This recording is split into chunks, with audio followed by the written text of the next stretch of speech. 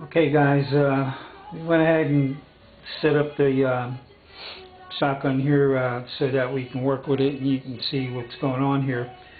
On your shell cap, inside there you have a spring, and in this case the spring is kind of a little bit off to the side and that, so when you go to put it in there you want to make sure that it falls in the middle of your other spring, so it makes it easy for you to get in. So I just kind of fold it in there and slide it in there. Then we'll go ahead and we put the shell cap in there with that small little piece right back here going inward inside the cap, and then we're going to go ahead and place the release on the cap. And what you got to do now is you got to kind of slide that in there. And what I do is I go ahead, well, what I usually do is I go ahead and lean it up against the back of the shotgun here so we can go ahead and get a little bit of pressure on it. And it's tedious work. You have to have the patience for it and take your time, because this is plastic and you don't want to screw it up, because if you do, you're going to have to go and get another one.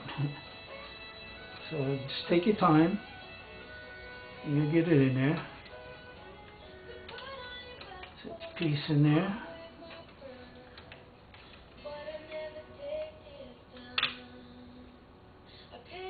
Make sure that piece stays in there like that. Like I said, I use the back of the shotgun to support this so I can get the spring going. And then what you got to do is you got to push your tube in, and it's going to be under tension. So you got to just watch what you're doing there. Now that piece has got to go inside that plastic tube there, and you got to just spin it and screw it back in. Just like that.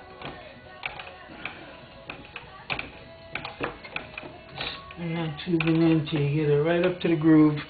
And you gotta make sure that your rail part for your rail is facing the bottom, because if you don't do that, what's going to happen is when you're all said and done and you put it back in under pressure, you're going to turn around and find out that you got it on backwards. So make sure that that groove is on the bottom. And you got to take it and slide it back in and release your bolt there. So, and make sure you slide that right in the groove. And just be real careful with it. Like that. Now, what we got to do is we got to replace the shotgun and face it down so that we can go ahead and press that back in. So we're going to go ahead and do that. We'll be right back.